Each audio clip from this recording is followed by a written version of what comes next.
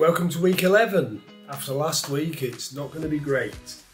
As you know, last week I only had a calorie deficit of 45 calories and I thought I was possibly going to gain weight this week. Well, the good news is I didn't gain a lot. I gained a total of 0.5 pounds, which, considering the way I went last week, I'm not too surprised. So to be honest, this week hasn't started off great either. On the first morning I went to Mackey's. The problem is I've stuck to my sensible breakfast, my sensible lunch and my luscious teas. I'll put some pictures up in a bit about the sort of food I've been eating. That's been great, but I've just had a tendency to snack. And I don't know what's really caused it. You know, I've been at this now, this is my 11th week. And I shouldn't be beating myself up. You know, I've lost, well, I started at 19.5, I'm now 17.7.5. That's a loss of 25.5 pounds in 10 weeks. You know, it's pretty damn good, really. I'm definitely getting my mojo back. You know, I am getting a lot of people saying, listen, it can't be as easy as you make out. And to be honest, yes and no. I think it is easy if you stick to a plan, but it's not easy. But it's not hard either, it really isn't. I found the first couple of weeks were a bit sort of, I think it was more getting rid of bad habits than anything else.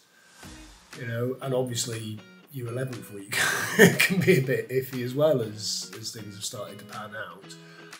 I think I've taken myself outside, given myself a good kick up the arse, and we'll see how it goes from there. But you know, the main thing is, I could have skimmed through this and not told you about it, but I'm trying to be honest because I'm only cheating myself and I don't want to be cheating you guys.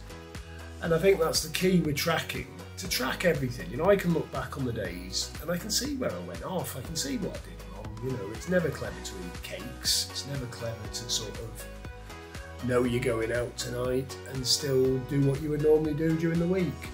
As you can see from previous weeks, I do manage to go out and have a bit of a life. And it's important that when you do slip off, to keep tracking. You know, you might slip off a while, you might gain a stone.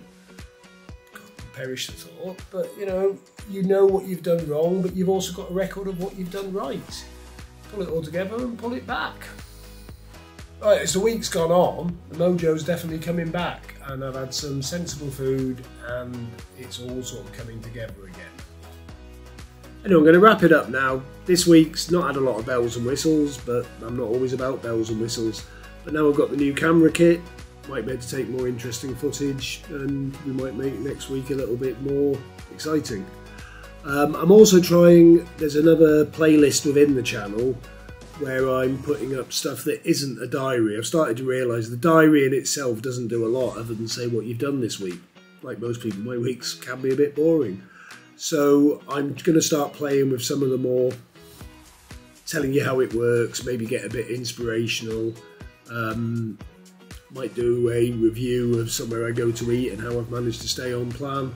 And they're going to stand in their own right. But I'm still going to keep the diary going just for my own benefit more than anything else, so I can see the change in me. I'm thinking I'm definitely looking a bit thinner in the face from the first week, but I've actually hit that point now where people at work are saying, yeah, you're losing. You know, so that's nice to hear. You may have noticed in this video the sound quality's actually improved. I've managed to get my hands on a Sony ZV-1F. It's a wicked little vlogging camera and I can't wait to take it on my holidays. Should be a picture coming up now, but well impressed with it. And hopefully, because the one thing I've noticed when I play back the other videos is the sound has been a bit woolly, but hopefully this will make a great change, and I think the picture's better as well than using the iPhone. Right, might as well talk about deficits. The week started off bad, as I've told you earlier, but I still managed to achieve a deficit of 1,325 calories. Now, when I say deficit, I don't mean deficit below what normal people, you know, what you normally would eat. I'm talking the MyFitnessPal settings where it recommends a limit of 1,900, and as we've always said, my target's 1,200. So I'm aiming the best possible deficit I can have while still maintaining healthy input should be around 2,800. Now, I'm not always going to achieve that, but 1,300 is a healthy deficit. I've looked on YouTube and some of the influencers claim you can lose half a pound for every 500 deficit over a week. I don't think it's that scientific, but let's face it, the weeks I've been doing this, I think this was my first week of a gain. I'm not unhappy with that. I'll be disappointed if I don't move something next week, because I have tried to pull it back. But obviously I really gorged in week 10 and the start of week 11 wasn't clever. So it might still keep punishing me.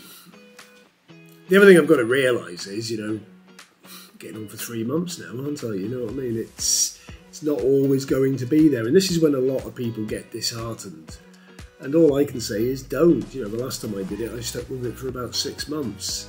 And between me and you, it took me best bit of a year to put noticeable weight on. So you've just got to stick with it. I know it's boring. I know there's no bells and whistles. I know there's no fads. There's also no subscriptions, no going to gyms, no buying special foods. But the reason you can't charge for this is it's the same advice they've always given people for years. Put less in. It's really simple.